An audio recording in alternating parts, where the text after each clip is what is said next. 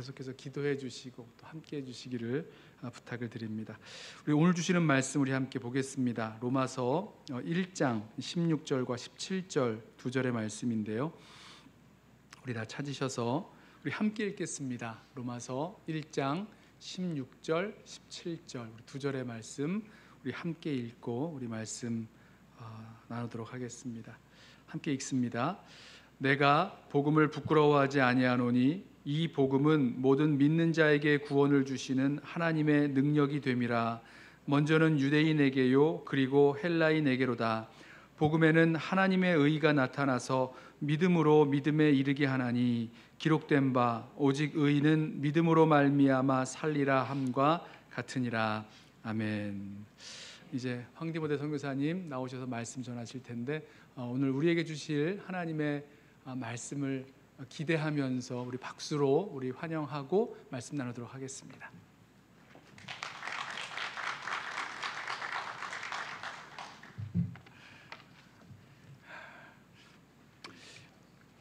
제가 선교사로 출발한 지 이제 30년 됐다고 그랬잖아요.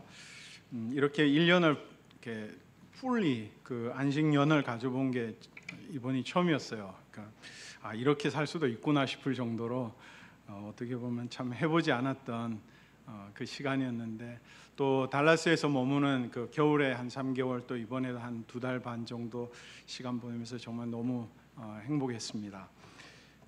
참 이렇게 오늘 설교 제목이 전도하는 교회. 그래서 전도 이야기하면 목회자들도 솔직히 좀 많이 부담이 되는 주제입니다. 뭐 전도에 자신 있는 사람은 더더구나 잘 없고요. 또 이제 목회자가 전도 이야기하면 목사님이 교회 숫자를 신경 쓰시는구나, 내지는 뭐 교회 성장을 생각하시는구나, 뭐 이런 생각을 성도님들이 간혹 하실지도 모르겠어요. 또 어떤 사람들은 전도가 요즘 세상에 되나, 뭐 이런 생각하는 분들도 있죠. 간혹 뭐 H마트 지나다 보면 음악을 틀어놓고 이렇게 전도하시는 분들도 있고, 외치는 분들도 계시고, 뭐 전단지 나눠주시는 그런 분들도 계시고, 그런 분들 보면 참 너무 귀하고 좋은데, 또 한편 스쳐 지나가는 생각이 얼마나 효과가 있을까, 뭐 이런 생각을 간혹 하기도 해요.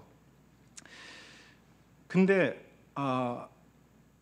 오늘 좀 여러분하고 나누고 싶은 거는요, 어떻게 보면 제가 이렇게 있었던 그 짧은 몇 달의 시간이지만 또 이 시간을 통해서 우리 교회 안에 실제로 지금 진행되고 있는 하나님의 나라의 사역들을 좀 제가 개인적으로, 간접적으로, 직접적으로 좀 이렇게 참여하고 같이 경험하면서 경험하게 되는, 실제로 우리 교회에서 지금 현재 진행 중인 전도하는 일들, 좀 그런 이야기들을 여러분하고 좀 나눠보려고 합니다. 사실 저도 이 이슬람권에서 선교를 했기 때문에 전도에서 이렇게 반응이 쏙쏙 잘 되는 그런 경우를 거의 못 보고 저는 전도를 합니다. 뭐 한 30년 그런 식으로 전도를 하면서 지금까지 살고 있어요. 그러니까 한 명이 예수님 처음 복음 전했는데 예수님을 영접했다, 이런 경우는 거의 드물어요. 이번에 체로키 미션 가서 우리 팀이 이제 쭉 사역을 하는데, 우리 호민 전도사님이 이제 막 복음을 전했는데 그 자리에서 막 영접을 했다, 뭐 이런 얘기를 들을 때 저는 저런 어떤 은사를 받으면 저렇게 될 수 있을까, 막 이런 부러움도 막 있고요. 또 하나님이 이렇게 역사하시는 어떤 그런 일들을 이렇게 보면서 저런 일들이 마저 있지, 나도 그렇게 주님을 알게 됐지, 뭐 이런 어떤 이 기억들이 제 안에 새로워지곤 합니다. 그래서 오늘 좀 나누는 내용들을 통해서 우리가 다시 한번 좀 격려도 받고, 이 일들이 지금 우리 공동체 안에 이루어지고 있고, 또 우리도 이렇게 쓰임을 받고 있구나, 이런 생각들을 우리가 좀 하면 좋겠습니다. 몇 주 전에 주일 점심시간에 우리 남자 집사님들하고 이렇게 식탁을 함께 하면서, 그때 이제 체로키 갔다 온 이야기를 좀 하고, 또 그때 우리 학생들이 개인 전도를 하는데 참 이렇게 잘하더라, 특별히 좀 전도 훈련을 받은 몇몇 학생들은 좀 이렇게 복음을 아주 질서정연하게 요약해서 이렇게 잘 설명하는 그런 이야기를 좀 했어요. 그랬더니 우리 남자 집사님 한 분이 우리 교회도 전도부가 좀 잘했으면 좋겠고, 우리 교회도 좀 전도를 했으면 좋겠다, 이런 얘기를 하시면서 이렇게 외치는 우리 노창근 선교사님의 어떤 전도하시는 모습, 그때가 그리웠어, 뭐 이런 이야기 하시는 거예요. 저도 참 이렇게 마음에 목회자로서 좀 이렇게 뜨끔하기도 하고, 또 한편으로는 맞아, 우리 교회됨의 본질이 이건데 왜 우리는 이걸 너무 이상하게 생각하고 불편하게 아니면 좀 이렇게 기쁨으로 이런 대화를 못할까, 이제 이런 생각이 좀 들기도 했습니다. 그렇죠. 전도의 열매가 쉽게 맺히지 않으니까 전도는 해도 별로 효과도 없는 것 같아, 이런 생각을 하기도 쉽죠, 그죠? 근데 전도를 어떤 열매를 보느냐에 따라서 전도하느냐 안 하느냐를 결정할 수는 없잖아요. 그러니까 성경을 보고 우리가 신앙생활을 하다 보면 전도는 우리가 늘 복음을 계속 가지고 살아가고 복음을 나누는 거죠. 그 사람의 어떤 반응이 즉각적으로 우리가 직접 목도할 수 있는 경우도 있지만 그렇지 못한 경우들이 참 많이 있다는 걸 우리가 기억하는 게 전도하는 자의 마음에 그 용기와 담대함을 잃지 않게 해주는 것 같아요. 우리가 많이 씨를 뿌리고 또 시간을 들여서 마음을 들여서 영혼들을 섬길 때, 전도하는 마음을 가지고 섬기면요, 언젠가 그 사람이 정말 마음밭이 준비되고 하나님께서 그 사람의 어떤 인생의 어떤 타이밍 속에서 결신을 할 수 있게 해주고 변화를 일으킬 수 있게 해주신다는 거잖아요. 그렇기 때문에 우리가 해야 되는 전도의 사명은 주님의 사랑을 가지고 인내하면서 복음의 씨앗을 심고, 그렇죠? 나누고 사랑으로 섬기는 바로 그런 것이죠. 영혼 사랑하는 게 결국은 전도라는 거죠. 한 영혼이 주님께 돌아올 때까지 내가 저 영혼을 정말 사랑하고 품고 내가 할 수 있는 삶의 어떤 헌신과 희생과 그런 걸 필요하다면 그런 것까지도 주님 앞에 드리겠다라고 하는 그런 것이죠. 그런 생각을 가지고 나면 우리의 가운데 이게 전도라는 것이 굉장히 쉽게 우리가 접근할 수도 있고 얼마든지 우리의 주변에서 그런 일들이 일어날 수 있다라는 거죠. 오늘 좀 우리 교회, 제가 몇 주 전에 제가 사실은 안경이 이 설교 노트를 갖고 왔는데 이게 안 보여요. 그래서 안경을 벗어야 이게 잘 보이는데 지금 이걸 벗으면 여러분이 안 보일 거고 그냥 여러분 안 보고 그냥 설교해요. 권사님이 이제 어느 날 그 식사를 한번 하자고 그렇게 초대해 주셔서 식사를 하고 나갔는데요. 권사님이 친구분하고 같이 나오셨어요. 그래서 그 친구분하고 이렇게 딱 앉아서 이야기하는데 이제 이렇게 소개를 하면서 이분은 성당을 다니시는데 올해 연초부터 이제 여기 옆에 있는 침례교회를 이제 출석하시기 시작했고, 그러면서 말씀하시는 게 당신의 그 아들과 며느리가 굉장히 신실한 복음을 아는 그리스도인이라고 하시는 거예요. 그러면서 참 그 기쁨으로 얘기를 하시는데 본인은 정작 아직도 주님을 모르시는 거죠. 그래서 제가 그런 질문을 드렸어요. 왜 예수님께 나오고 예수님을 영접하는데 어떤 장애물이 혹시 있으세요? 라고 질문을 드렸어요. 그랬더니 이제 몇 가지 쭉 이야기를 하시더라고요. 참 옛날 오랜만에 들어보던 그런 이야기들이었어요. 예를 들면 이런 겁니다.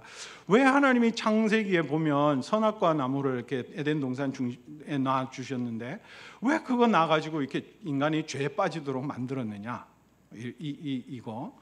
그 다음에 이 세상 저 멀리 아주 그 자연 속에 정말 살고 있는 그 원시림 속에 살고 있는 어떤 한 사람이 만약에 있는데 그 사람은 예수님을 들을 기회도 없고 예수님을 알 수 있는 방법도 없는데 그런 사람들이 그렇게 선하게 착하게 살다가 죽어서 하나님 앞에 서면 그 사람 지옥 가요?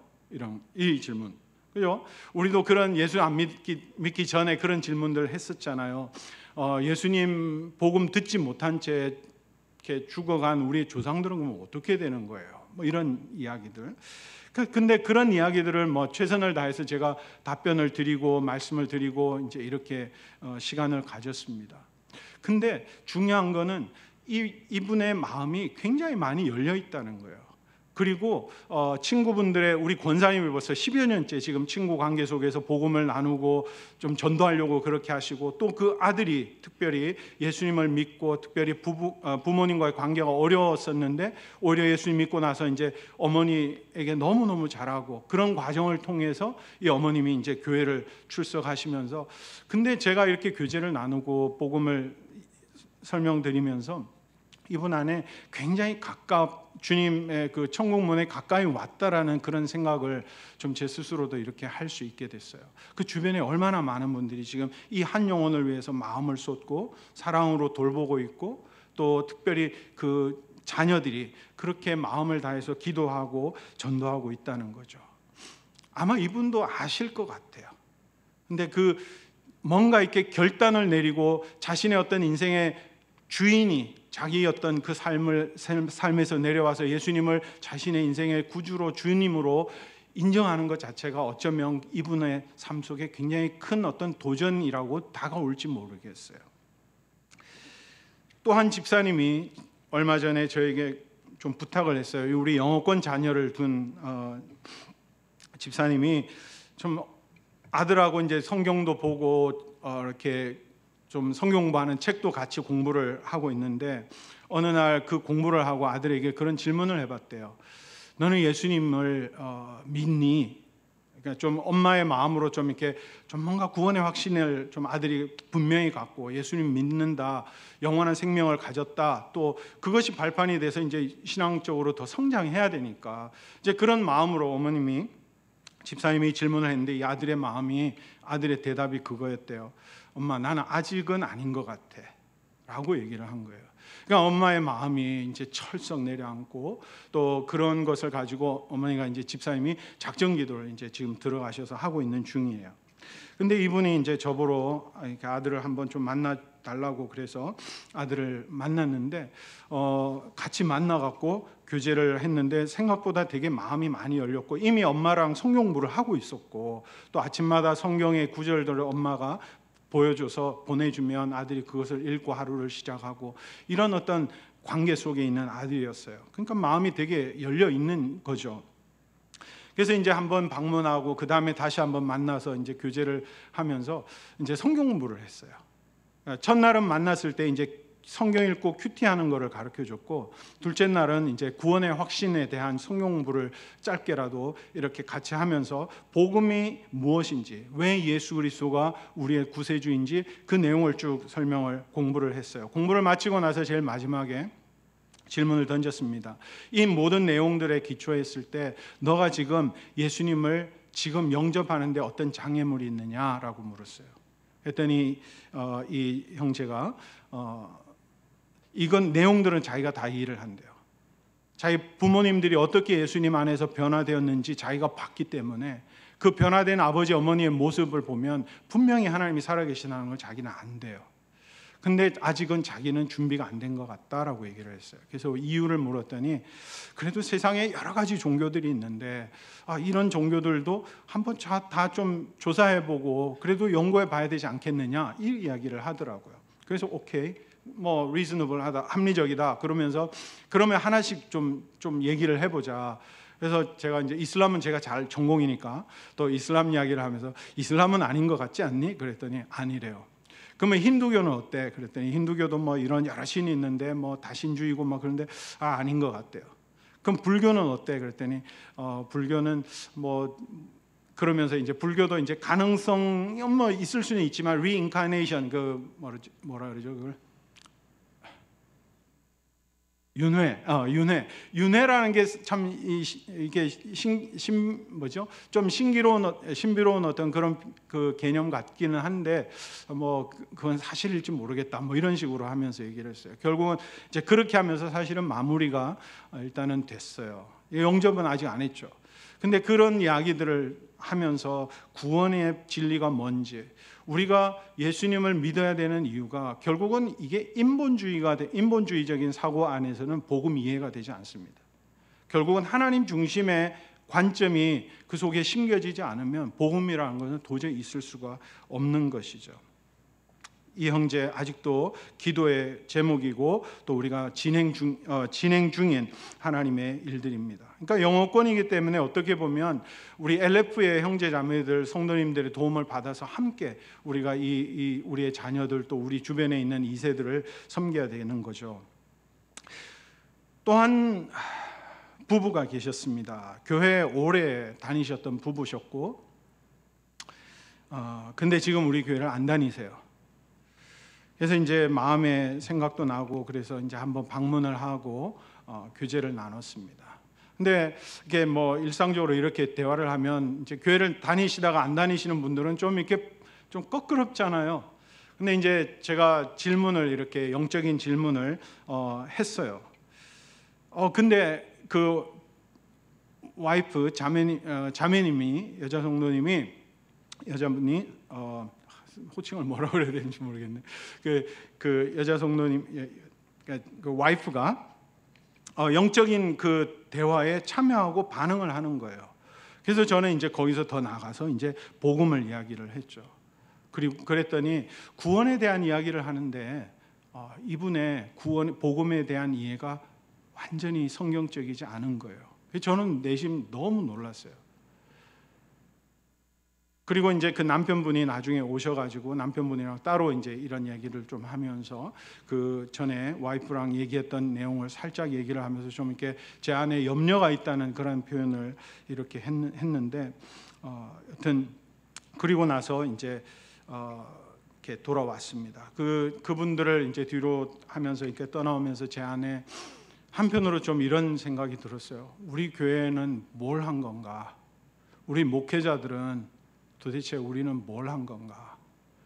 우리가 복음을 물론 전하고 선포하고 어떻게 보면 복음을 좀 더 원색적으로 전해야 되는 게 아닌가 이런 생각도 한편으로는 들면서도 또 한편으로는 물론 그 영혼들이 그분들이 아직 여전히 교회를 출석하지만 사실은 영적인 눈이 안 뜨이니까 우리가 아무리 복음을 전해도 복음을 이해하지 못하고 예수님과의 어떤 인격적인 만남, 진정한 삶의 어떤 회개 이것이 안 일어나는 것은 있을 수 있죠. 그렇지만 또 한편으로는 제 마음 안에 그런 도전이 있었어요. 정말 이거 아니다. 우리 교회가 기회가 될 때마다 우리가 원색적인 복음을 전해야 되는 거다. 복음이 무엇인지에 대해서 끊임없이 우리가 외쳐야지. 그리고 다양한 각도로 그 복음의 진리를 외치고 성도님들에게 그것을 알도록 그리고 복음을 정말 알 뿐만 아니라 복음을 경험하고 예수님과 인격적인 만남이 일어나고 거듭남이 체험이 되어서 그 복음이 우리의 삶 속에 증거가 일어나는 그런 일들이 있어야 되는 거 아닌가 이런 어떤 마음의 부담들이 되게 많이 왔어요.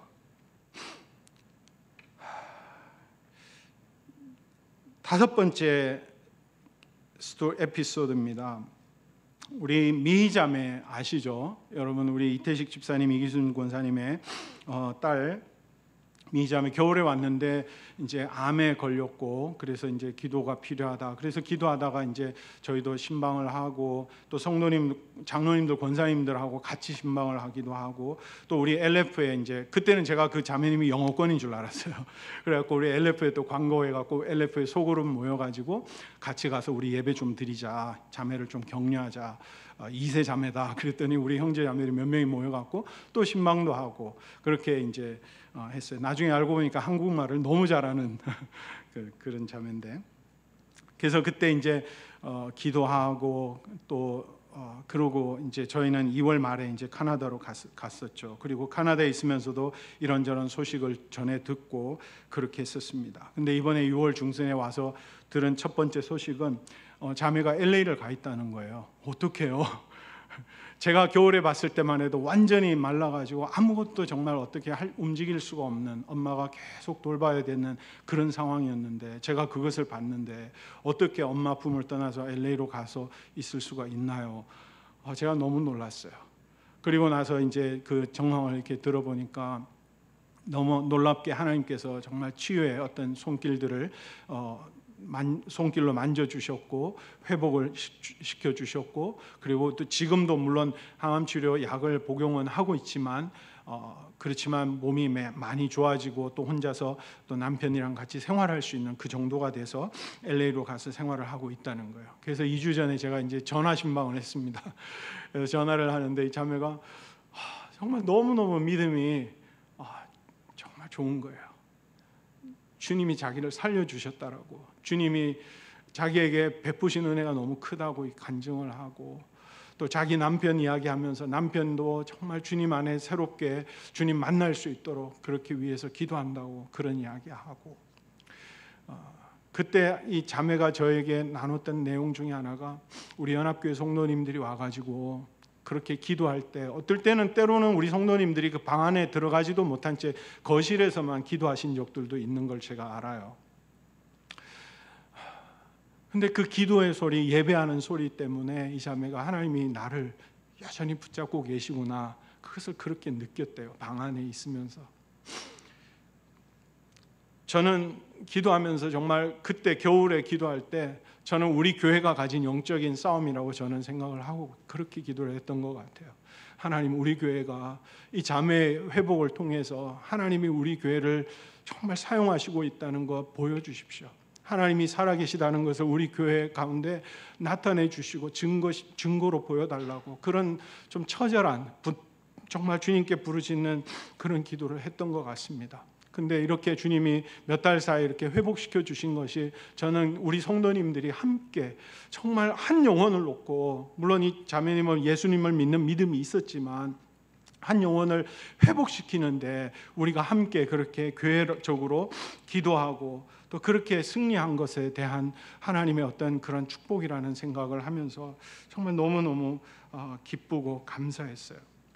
이런 일들이 지금 우리 교회 안에 전개되고 있는 전도라는 거예요. 전도가 멀리 있고 어렵고 뭐 잘 안 되고 이런 얘기를 지금 하고 있는 게 아니잖아요. 우리 공동체가 지금 이런저런 모습으로 우리 주변에 한 영혼, 우리의 잃어버린 영혼, 우리의 정말 주님 모르는 한 사람, 어쩌면 우리 교회 안에 출석은 하면서도 여전히 주님을 제대로 알지 못한 채 그냥 소위 말하는 종교 생활을 하고 있는 그런 분들이 우리 속에 있는 걸 우리도 알잖아요. 그래서 우리가 그런 분들을 위해서 사실은 기도하고 끝까지 포기하지 않고 그렇게 해야 되는 거 아닌가요? 얼마 전에 주님 곁으로 가신 우리 김봉기 성도님도 똑같은 케이스 같아요. 정말 오랫동안 가족들이 그분의 영혼 구원을 위해 이렇게 기도하고 성도님들이 기도하고 그랬는데 정말 몇 년, 마지막 그분의 생애 몇 년 동안 예수님을 알게 되고 그분을 돌보는 주변의 가족들과 케어테이커를 통해서 정말 예수님의 사랑을 이 성도님이 너무너무 진하게 경험하신 것 같아요. 그래서 그분의 가시는 그 길이, 그 예배가 정말 주님의 이름을 높이는 그런 예배가 된 것을 경험하면서 저는 우리들의 기도를, 또 우리가 영혼 위해서 쏟는 그 모든 수고와 기도를 주님이 절대로 헛되이 돌리지 않으신다라는 것을 다시 한번 좀 발견하게 됩니다. 오늘 이 본문에 보면 우리가 잘 아는 말씀이죠. 내가 복음을 부끄러워하지 아니하노니 이 복음은 모든 믿는 자에게 구원을 주시는 하나님의 능력이 됨이라. 먼저는 유대인에게요 그리고 헬라인에게로다. 복음에는 하나님의 의가 나타나서 믿음으로 믿음에 이르게 하나니 기록된 바 오직 의인은 믿음으로 말미암아 살리라 함과 같으니라. 복음에는 하나님의 의가 나타났다. 내지는 복음에는 하나님의 의가 무엇인지 보여준다는 거죠. 하나님의 의라는 표현이 굉장히 추상적인 개념으로 들리지만 쉽게 표현하면 이런 게 아닐까 싶어요. 어떻게 죄인인 인간이, 우리가 거룩하신 하나님 앞에 나아갔을 때 하나님이 우리를 보시면서 너의 죄는 용서받았어, 너는 의인이야, 의롭게 된 자야, 그리고 너는 나의 아들, 딸이야, 웰컴 홈 이라고 말할 수 있는, 우리가 하나님 앞에서의 올바른 관계 속에 있다라는 거죠. 그것이 하나님의 의라는 거예요. 근데 18절로 넘어가면서 뭐라고 말씀하시냐면 하나님의 진노가 불의로 진리를 막는 사람들의 모든 경건하지 않음과 불의에 대하여 하늘로부터 나타났다 그럽니다. 하나님의 진노, 갑자기 하나님의 의를 말씀하다가 하나님의 진노를 얘기하고 있는 거예요. 하나님의 진노는 왜 생기는 겁니까? 죄 때문이죠. 많은 사람들이 복음을 자꾸 이해하려고 하면서 인본주의적인 man-centered 그 퍼스펙티브에서 시작을 하는 거예요. 근데 우리가 조금만 틀어놓고 보면 거룩하신 하나님이 우리 같은 죄인들을 용서하시고 받아주실 필요가 전혀 없어요. 그렇지 않습니까? 하나님의 진노를 얘기하면 사람들은 싫어해요. 근데 하나님의 진노하시는 건 당연한 거예요. 저는 이런 생각을 해봐요. 우리가 인생 살아가면서 불의한 일을 당하잖아요. 저도 이 선교지에 있으면서 말도 안 되고 뭐 이럴 때 불의한 일을 당하면 막 답답하고 막 분노해요. 막 복수하고 싶기도 하고 막 응징하고 싶은 마음이 얼마나 꿀뚝같이 나오는지 몰라요. 여러분 우리 살면서 그런 거 경험하잖아요. 조금만 뭐 불이하니 저 사람 저렇게 되면 당연해 뭐 그러면서 싸다 싸 뭐 이러기도 하고 그러잖아요. 그게 우리는 뭐를 얘기하는 거예요? 공의를 말하고 싶은 거죠. 근데 왜 하나님에 대해서 하나님은 사랑이야, 그냥 용서해 주셔야 돼, 그냥 우리를 긍휼히 여겨 주셔야 돼, 이런 생각을 하냔 말이죠. 죄를 보시면서 하나님은 진노하실 수밖에 없는 게, 만약에 하나님이 그렇게 진노하지 않는 하나님이라 그러면요, 우리는 천국에 들어갈 수도 없어요. 천국에 뭐 대충 선하고 착하게 사는 사람 그냥 하나님이 받아주시면 이거 하나님의 사랑이시니까 그래야 되는 거 아니에요 라고 말할지 몰라요. 근데 그런 사람들 천국에 좀 받아주잖아요. 금방 어떻게 될까요? 천국이 지옥 되는 거예요. 그럴 수는 없어요. 그러니까 하나님이 왜 진노하시는가, 하나님의 거룩이 뭔가에 대한 이해가 없이는 사람들이 자기가 죄인인 것과 죄성이 있는 것과 자기가 착하게 살려고 그렇게 노력해도 하나님의 거룩의 기준에 도달하지 못하고 그것이 얼마나 심각한 하나님의 진노 가운데 처하게 된다는 사실을 사람들은 생각을 안 하려고 그래요. 그렇기 때문에 복음이 복음되지 않는 거죠. 우리가 복음 전할 때도 사실은 항상 사람을 기쁘게 하고, 물론 사람을 섬기는 건 있어요. 그 영혼이 정말 주님을 알게 될 때까지는. 그러나 복음에 있어서만큼은 철저하게 우리가 하나님 중심의 진리를 선포하는 것에 대해서 우리가 담대해야 된다고 저는 생각합니다. 그래서 로마서를 전개하면서 바울이 죄에 대해서부터 얘기하는 거예요. 인간의 심각한 문제가 무엇인지 얘기하는 거죠. 복음은 사실은 어떻게 보면 네 가지로 나눠볼 수 있는 것 같아요. 그러니까 첫 번째가 하나님 이야기, 두 번째 인간, 세 번째가 하나님, 네 번째가 인간이에요. 뭐냐면 하나님이 우리를 창조하셨고 우리를 사랑하세요. 인간은 근데 하나님을 반역해서 살고 하나님 없이 살려고 하다가 죄 속에 빠졌고 하나님의 진노 가운데 있게 된 거예요. 죄로 말미암아 우리가 영원한 멸망을 당할 수밖에 없는 처지에 놓인 거예요. 그게 우리의 실상이에요. 근데 하나님은 우리를 사랑하셔서 이 죄를 용서해 주시기 위해서 예수 그리스도를 십자가에 못 박혀 죽게 하셨고, 예수님이 의로우셨기 때문에, 의로우신 분이기 때문에 부활하신 거예요. 그분의 죽음과 부활 때문에 우리의 모든 죄가 사함을 받는 길이 열린 겁니다. 그래서 우리가 인간들이 믿음으로 그 사실을 받아들이면 우리가 하나님의 자녀로 거듭나고 변화되어서 우리가 이 땅을 살아갈 때 하나님의 자녀로서 당당하게 주님과 동행하는 그런 삶을 살게 된다는 거죠. 이게 복음이잖아요. 이 이야기 모르는 사람 없고, 이 이야기 우리가 조금만 생각하고 정리해서 성경 말씀 가지고 나누면 복음 전도가 되는 거죠. 우리가 체로키 가서 우리 학생들에게 나눴던 내용도 사실 이 내용이고요. 이 네 가지 하나님 사람 이야기, 이 이야기를 아이들에게도 전하면 아이들은 예수님 영접해요. 그래서 우리가 전도를 그렇게 할 수 있는 거죠. 그러면 우리가 전도를 어떻게 할 거냐, 좀 몇 가지 적용점에서 좀 몇 가지 생각을 좀 이렇게 해봅니다. 첫 번째, 한 5가지 되는데요. 첫 번째, 우리 주위에 있는 사람들, 우리의 인격적 관계 속에 있는 사람들 중에 아직도 주님을 모르는 사람이 있으면 그분들을 VIP라고 정합시다. VIP, Very Important Person, 그죠? 매우 중요한 분이에요. 그분에 대해서만큼은 정말 우리가 꾹꾹하고 죽는다. 왜요? 그분이 예수님을 알 때까지 내가 섬기기로 결정하는 겁니다. 그게 우리 주변의 뭐 고객일 수도 있고요, 우리 친구일 수도 있고, 또 우리 구성원일 수도 있고 그런 거죠. 심지어 우리 교회에 나오시는데 보니까 저분 예수님 진짜 알까? 예수님 만난 것 같지 않아? 어떡하지? 그분이 VIP가 되는 거예요. 어떻게 하면 되냐면요, 특별히 교회에 출석하시는데 좀 여러분 보실 때도 저분이 예수님 믿는 사람이면 좋겠는데 좀 혹시 아니면 어떡하지? 그런 분들에게는요, 이렇게 말씀을 나눌 수 있을 것 같아요. 여러분 간증 이야기를 해주세요. 여러분이 어떻게, 언제, 어떻게, 어떤 과정을 통해서 예수님을 영접하고 예수님 만난 후에 여러분의 삶에 어떤 변화가 있었는지를 그냥 짧게 나누세요. 집사님 아니면 장로님 아니면 뭐 장로님이 믿지 않으신 분은 아니겠죠. 근데 뭐 성도님 그러면서 이렇게 제가 어떻게 예수님 믿었는지 나눠도 돼요? 그러면 왜 안 나누겠? 뭐 그걸 왜 반대하겠어요? 그래서 잠깐 나누는 거예요. 그리고 나서 끝에 그런 질문을 해보는 거죠. 성도님은 언제 예수님 처음 믿으셨어요? 어떻게 예수님을 구주로 영접하셨어요? 아니면 뭐 언제부터 교회를 다니셨어요? 뭐 이 얘기를 할 수 있겠죠. 근데 중요한 거는 교회 다니는 것과 예수 믿는 거는 완전히 다른 일이니까 분명한 것은 언제 예수님을 좀 이렇게 인격적으로 만나고 이렇게 변화를 체험하셨나요? 라는 질문을 던져보시면요, 그분의 어떤 대답에 따라서 그분이 주님을 알고 있는지 아닌지가 분명해져요. 대부분은. 우리의 간증도 사실은 그것을 보여주는 간증이어야만 됩니다. 만들어내라는 말씀이 아니고 그게 우리가 주님 만난 진정한 어떤 거듭남의 고백이 있는 거죠. 뭐 어떤 날 어떤 시각 뭐 그걸 말씀하라는 게 아니죠. 어떤 과정을 통해서 예수님 만나고 내 삶 속에 이런 변화가 있었다. 이거는 우리가 살아온 이야기이기 때문에 너무 분명한 거예요.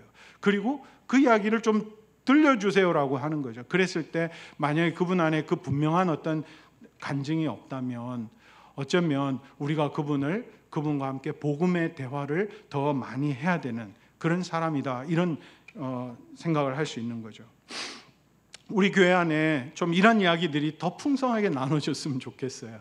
그러니까 주일날 점심시간에도 간혹 뭐 한 분씩 돌아가면서라도 이번 주는 이분, 그 다음 주는 저분 뭐 이러면서 좀 처음 예수님 믿은 이야기도 좀 해보시고, 뭐 그게 20, 30년 전의 이야기를 할지라도 그런 것들이 우리들에게 복음의 가치와 복음이 우리의 삶 속에 어떤 일들을 행했는지에 대한 분명한 어떤 이야기들을 우리 속에 다시 한번 회복시켜 줄 거라고 저는 생각합니다. 두 번째, 의도적으로 전도하기 위해서 적합한 방법들을 적극적으로 한번 찾아보자는 겁니다.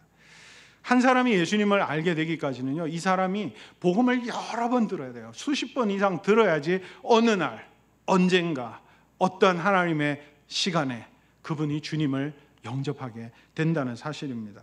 그러니까 우리는 복음을 나눌 때 계속 그것을 이야기할 수 있는 거죠.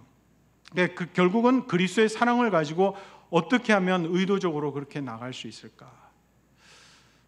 한 영혼을 섬기기 위해서 때로는 우리가 지불해야 될 대가들도 참 많은 것 같아요. 우리 친척 이웃들 전도하려면 제일 좋은 게, 특히 미국에 사시니까 한국에 있는 친척 조카들 뭐 이런, 그러니까 미국에 방학 때 잠깐 오라 그러는 거죠. 구경도 시켜주고 여기에서 그렇게 하는 게 얼마나 효과적인지 몰라요. 사랑으로 정말 섬겨주는 거잖아요. 그렇죠? 어떤 한 사람이 있으면 식사 초대하는 거죠. 우리 가족의 뭐 남편이 아직도 주님을 잘 모르는 분이다. 그러면 우리 뭐 두세 부부가 좀 마음을 합해가지고 서로 초청하면서 이제 같이 간혹 식사도 같이 하고, 특별히 정말 그 마음의 부담을 가지고 그 한 분의 정말 그 한 분이 주님을 알 수 있게 될 때까지 그렇게 공동 연합 작전을 펼쳐 나가는 거죠. 그렇게 하는 어떤 의도적인, 그 의도가 뭐 나쁜 게 아니잖아요. 정말 사랑으로 그 영혼을 주님께로 인도하고 그분도 주님을 알게 되기를 원하는 우리의 마음을 그렇게 쏟자는 것이죠. 그리고 이것을 하기 위해서는 우리 안에 팀워크가 필요합니다. 성도들의 어떤 연합된 노력들이 필요하다는 거죠. 저는 이번에 미자매를 우리가 정말 우리 교회가 계속 기도하면서 이런 일들이 일어나는 걸 보면서 더 좀 그런 교회 공동체적인 연합된 노력, 그런 움직임들이 얼마나 강력한 것인지를 좀 다시 한번 좀 체험하게 되는 것 같아요. 때로는 여러분 교육자들 초청해서 믿지 않는 가족들, 친구들하고 이렇게 시간을 만들어 보세요. 그리고 그런 걸 통해서 자연스럽게 복음의 이야기들이 나눠질 수 있도록 그렇게 할 수 있는 거죠. 네 번째는 가족 구원에 대해서는 우리가 절대 포기해서는 안 됩니다. 포기할 수 없는 싸움이죠. 이것은, 그죠? 장기전이 될 수 있지만 결단코 우리가 포기하지 않는다. 그러니까 우리 자녀들에게 전화하시면서 뭐 다른 도시에 가 있는 우리 학생들, 대학생들 뭐 이게 전화하면 너 이번 주에 교회 갔어? 뭐 이렇게 우리가 질문을 할 때가 많죠. 사실 그 질문보다는 좀 더 좋은 질문들이 있을 것 같아요. 그러니까 뭐 교회 가는 것, 물론 그것이 이제 너 예수님 잘 믿고 성장하고 있어, 이거를 우리는 사실은 말하고 싶은 거잖아요. 근데 이제 그런 면에서 우리의 자녀들에게 또 이제 어떤 것들을, 정말 어떤 관계들을 맺을 때 지속적으로 우리가 나 너를 위해서 기도하고 있어, 혹시 너를 위해서 어떤 기도를 했으면 좋겠니, 뭐 기도 제목이 있으면 언제든지 아빠 엄마한테 얘기해 줘 라고 하는 거죠.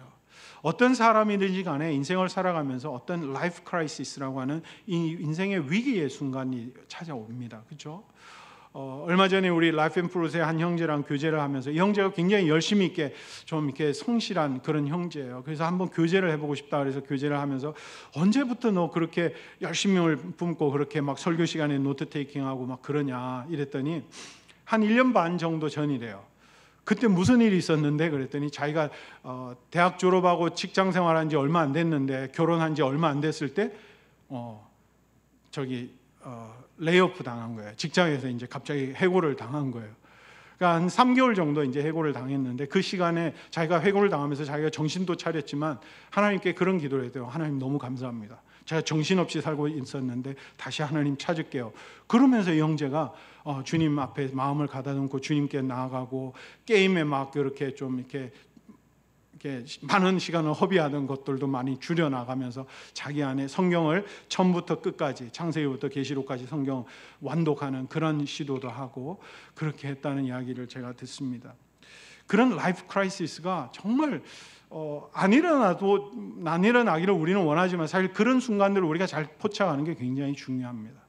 인생의 직장을 위해서 기도할 때, 대학 졸업하고 직장 놓고 기도할 때, 뭐 어떤 변화들이 일어나는 그런 때 우리는 정말 자녀들을 위해서 특별히 그 시간들을 귀하게 여기고 주님 앞에 이 우리의 자녀들이 또 우리의 믿지 않는 가족들이 친구들이 하나님께 나아갈 수 있는 기회로 그렇게 만들어 줘야 되는 거죠.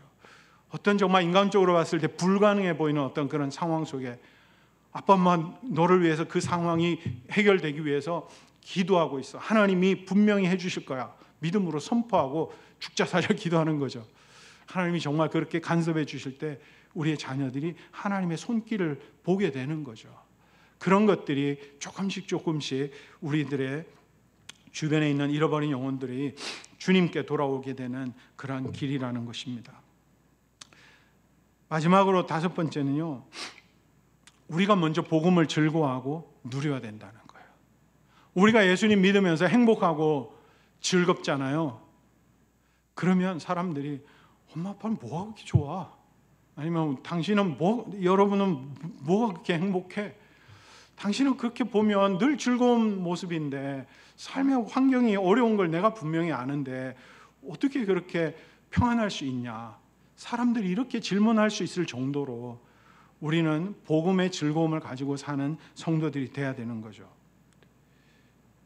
예수 믿는 사람들이 정말 다르더라. 이 이야기를 우리가 들을 수만 있다면요. 아까 그 말씀드렸던 그 집사님의 아들이 저는 하나님 살아계신 거 분명히 알아요. 우리 아빠 엄마 변화된 걸 보면 그게 너무 분명해요. 이 정도의 이야기를 우리가 들을 수만 있다면 우리 연합교회 공동체 안에는 구원받는 자들이 날마다 정말 있는 그런 공동체가 될 거라고 저는 확신합니다. 그러기 위해서는 우리 자신들이 복음을 확신할 뿐만 아니라 복음을 즐거워해야 돼요. 복음이 우리 속에 정말 생명이 되고 구원받은 은혜가 너무 정말 감사하고 이 복음이 내 속에서 늘 삶의 동력이 되고 하나님의 그 다스림 속에 살아가는 그 삶이 삶의 환경이 어려움에도 불구하고 늘 우리의 삶을 정말 윤택하게 활동적이고 다이나믹 역동적으로 만들어 준다는 것을 우리가 경험하는 거죠. 그때 사람들이 물을 겁니다. 그 비결이 뭐냐고. 그때 우리는 복음을 부끄러워하지 않고 얘기하는 거죠. 예수님 때문에. 예수님이 내 안에 계셔서 그 예수님이 나를 구원해 주신 그 사랑이 너무 귀해서 그 사랑 때문에 나는 지금도 이렇게 살고 있어요. 그 예수님을 높이는 것을 우리가 부끄러워하지 않는 것이죠. 복음을 부끄러워하지 않고 많은 사람들이 그런 얘기해요. 행실로 복음 전해야 된다. 맞습니다. 선행으로 복음 전해야 된다. 맞아요. 근데 기회가 됐을 때 우리에게 그 소망에 관한 이유를 묻는 사람에게 우리가 늘 준비되어 있어야죠. 예수님 때문입니다. 그 예수님이 누구신지 제가 좀 말씀드려도 될까요? 왜 제가 그렇게 행복한지 좀 잠깐 5분 동안 좀 그것에 대해서 말씀드려도 돼요? 라고 하면서 복음을 전할 수 있게 되기를 정말 소원합니다. 전도는 정말 기쁜 일이에요. 저는 이제 내일 한국 가고 이제 한 달 후에 10월 초에 이집트로 갑니다. 다시 한번 이 설교를 하면서 제 자신도 다시 한번 되새깁니다. 복음을 전하는 자의 그 발길이 아름답고 그것이 얼마나 즐거운 일인가. 제 안에 그 전도하는 기쁨이 한 영혼을 품고 사랑하고 예수님께로 인도하는 그것을 위해서 다시 한번 뛰자. 다시 한번 back to the basics. 돌아가서 기본으로 돌아가서 주님이 나를 부르신 이유, 나를 보내신 이유, 그거 붙잡고 살자. 이런 결단을 다시 한번 하게 됩니다. 우리 교회가 정말 그러한 구원받는 자들의 역사와 간증이 이 달라스 지역에 소문나는 달라스 연합교회 정말 변화돼서 저 교회 날마다 매주마다 구원받는 사람들의 그 간증이 있대. 여기에서 정말 복음이 외쳐지고 복음이 체험되어지고 사람들의 삶이 변화되고 병자들이 치유가 되고 복음이 영혼들을 변화시키고 깨어진 가정들을 회복시키는 역사가 이 연합교회 가운데 지금 일어나고 있대. 이런 소문이, 예수님의 소문이 우리 달라스 지역에 증거되는 그런 일들이 일어나기를 정말 우리 함께 기도하고 싶지 않으세요? 우리 함께 기도하겠습니다.